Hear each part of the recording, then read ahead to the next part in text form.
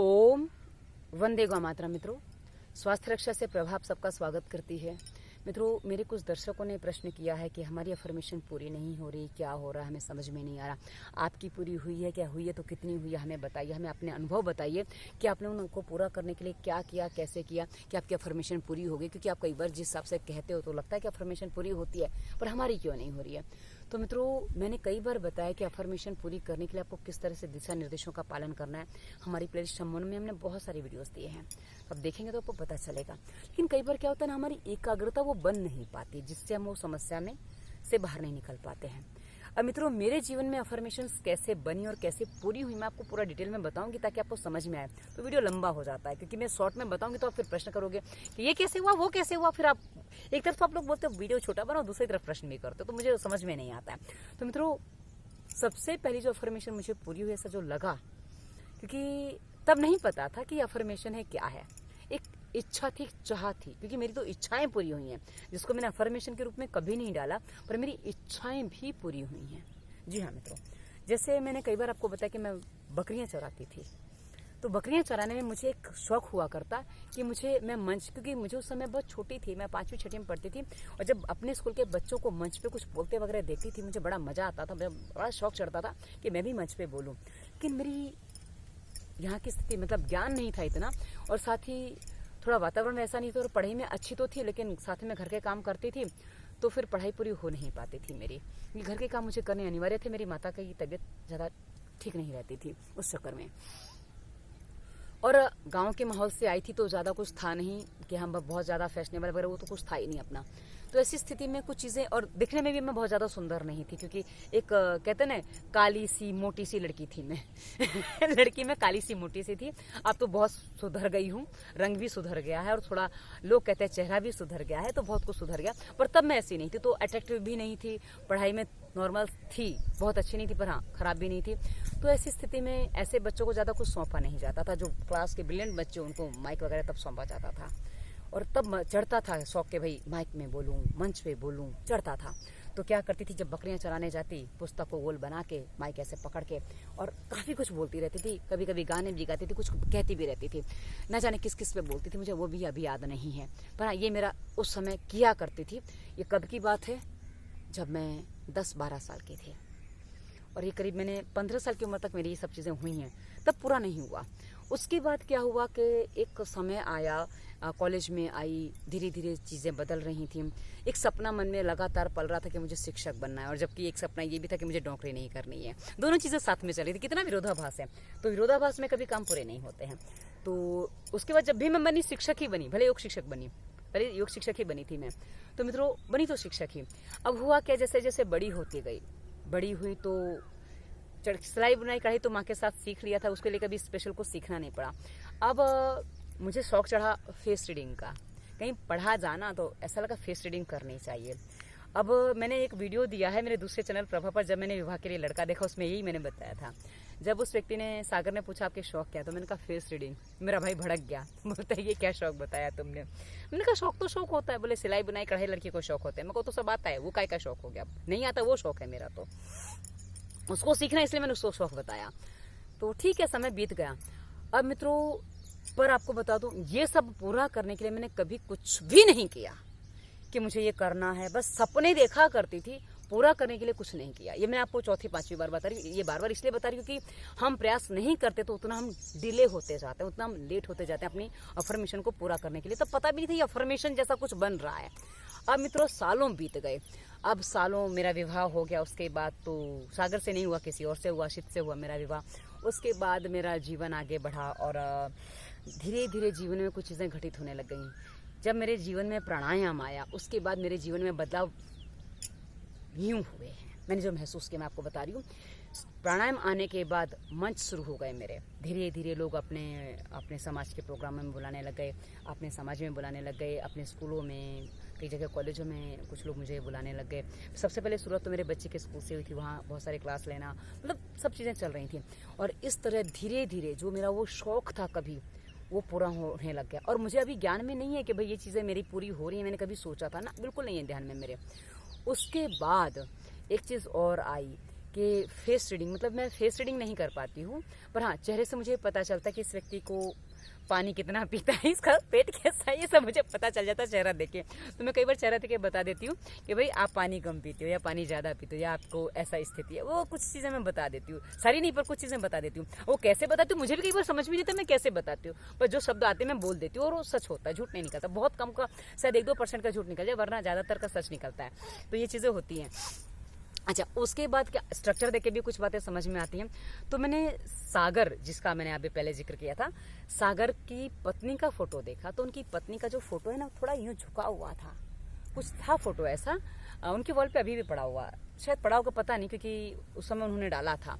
तो हम लोग फेसबुक फ्रेंड भी हैं और अभी भी आपको बता दूं, बच्चों से ज्यादा नहीं होती है, पर पत्नी से मेरी बात हो जाती है, माता पिता से भी बात, कोई दिक्कत नहीं हमारे बीच में कि ऐसा कुछ हुआ बना है, कुछ भी नहीं। हम ना एकदम अभी नॉर्मल लोगों की तरह रहते हैं। जैसे हाँ वो समय बीत गया, अपने जीवन में सागर आगे बढ़ गए, अपने जीवन में मैं भी आगे बढ़ गई, कहीं कुछ नहीं है। और तब भी नहीं था, वो बस देखा गया था, उसके बाद बात नहीं, तो बात खत्म हो गई थी। अब क्या हुआ कि जब हमारी बात हुई करीब 17-18 साल बाद, तो मैंने उनको बोला, मैं कहा आपकी पत्नी के कमरे में और कंधों में दर्द होता है, तो मुझे मैं कहा इनसे बात करनी है, मैं कहा शायद मैं समाधान बता सकूं। तो हमने बात की। तो बाद में पहले तो मेरी उन्हीं से बात हुई, उनकी श्रीमती जी से। अब उनका नाम नहीं लूंगी क्योंकि नाम लेना सही नहीं है, तो नाम नहीं लूंगी मैं उनका, क्योंकि जब मैंने सागर का असली नाम नहीं बताया तो उनकी पत्नी का कैसे बता दूं।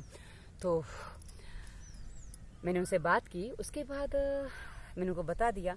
अब हमारी करीब बात हो गई श्रीमती जी से, उसके बाद सागर से बात हुई। बोले प्रभा जी आपने फेस रीडिंग की बात की थी, फोटो रीडिंग की बात नहीं की थी। तब मुझे यहाँ क्लिक हुआ कि हाँ ये तो सब काफी कुछ चेंज हो गया। तो मैं कहा आपको अभी भी याद है? बोले हाँ याद है मुझे। तो मतलब इस तरह से मुझे ज्ञान हुआ कि भाई हाँ मैंने कभी ये सोचा था और ये पूरा हो चुका है। मित्रों एक बात समझिए, जब आप कोई माइंड में कोई विषय बनाते हैं जो आपको चाहिए है, उसको पूरा करने के लिए आपको एफर्ट्स डालने होते हैं। यदि आप एफर्ट्स नहीं डालते तो आप कैसे उसको पूरा कर पाएंगे?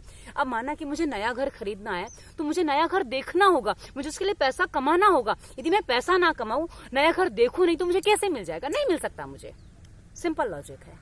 इस बात को यदि आप समझेंगे तो आप समझ पाएंगे कि बैठे बैठे कुछ नहीं मिलता। पड़े आलसी सपने में सोने के महल बनाते। यदि मैं अपनी बात करूं, अपनी भी बात करूं, तो जो मैंने उस समय सोने के महल बनाए थे, कब? बचपन में, जिनको पूरा करने के लिए मैंने कभी कुछ भी नहीं किया। पर हाँ जीवन में एक घटना ऐसे घट गई कि मेरा बच्चा भोजन नहीं करता था और मैं प्राणायाम में घुस गई। वो घटना इतनी पॉजिटिव घुस गई कि लोग प्राणायाम करते हैं पर किसी को सिखाने के चक्कर में नहीं पड़ते।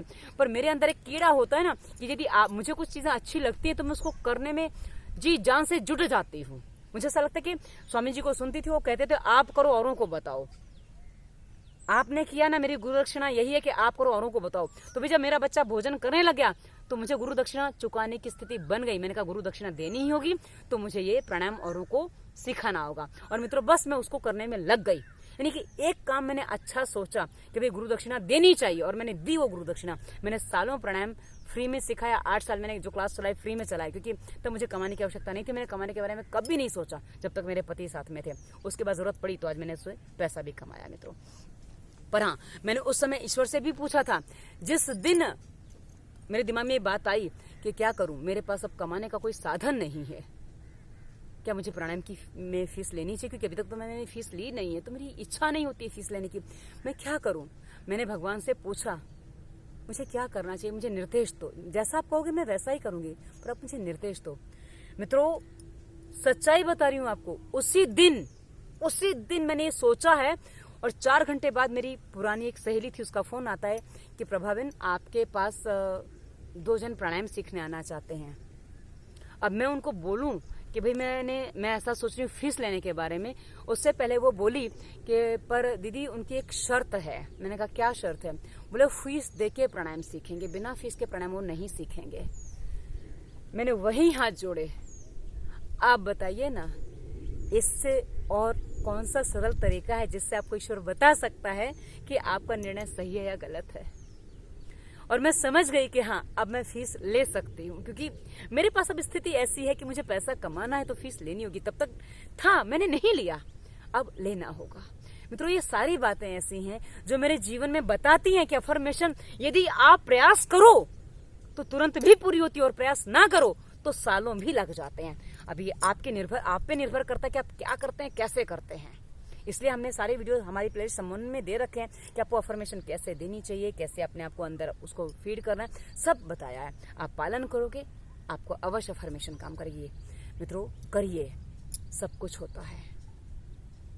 तो वीडियो कैसा लगा अवश्य बताइएगा। मेरे अनुभव मैंने आपको बताए हैं, और मैंने अपने जीवन में बहुत कुछ अफर्मेशन से पाया है। पर हाँ, तब अफर्मेशन है ये पता नहीं था, अब वो चीज चल रही है। और मित्रों, वर्तमान मेरी अफर्मेशन क्या है मैं आपको भी बता दूं। और ये अफर्मेशन मेरी करीब 4-5 साल से चल रही है। सुनिए, मैं कौन हूं, मैं क्या हूं। मैं स्वस्थ, सुंदर, साधन संपन्न, सुखी, समृद्ध, मितभाषी, मृदुभाषी, जो मैं बिल्कुल नहीं हूं, ना मितभाषी हूं ना मृदुभाषी हूं, पर कल्पना चलती है मेरी, मैं ये सोचती हूं। मितभाषी, मृदुभाषी, प्रसन्न चित्त, आनंद चित्त एक व्यक्ति हूं, जिसकी बात हर अपना, पराया, परिचित, अपरिचित ध्यान से सुनता, समझता और पालन कर अपने आप को स्वस्थ बनाता है। ये मेरी अफर्मेशन जो प्रेजेंट में करीब 5 साल से अंदर कहीं ना कहीं, कभी ना कभी चलती रहती है। आप समझ लीजिए कि मेरा जीवन कैसे बना है। आप समझेंगे तो आप अपने जीवन में भी कर पाएंगे। वीडियो कैसा लगा अवश्य बताइएगा, और डिस्क्रिप्शन के सभी वीडियोस देखिए। जो नियम पालन, प्राणायाम और व्यायाम के हैं, उनको आप पालन करने से आप तन मन मस्तिष्क के सभी रोगों का समाधान कर सकते हैं, अपने मन को मजबूत बना सकते हैं। और साथ ही हमने अपने संपर्क सूत्र भी, सभी संपर्क सूत्र दे रखे हैं, आप हमें कहीं भी संपर्क कर सकते हैं। पर प्रश्न एक ही जगह करें, क्योंकि आप 4 जगह प्रश्न करते हैं, उत्तर तो मुझे ही देना होता है। आशा आप मेरी मजबूरियों को समझेंगे। धन्यवाद। वंदे मातरम।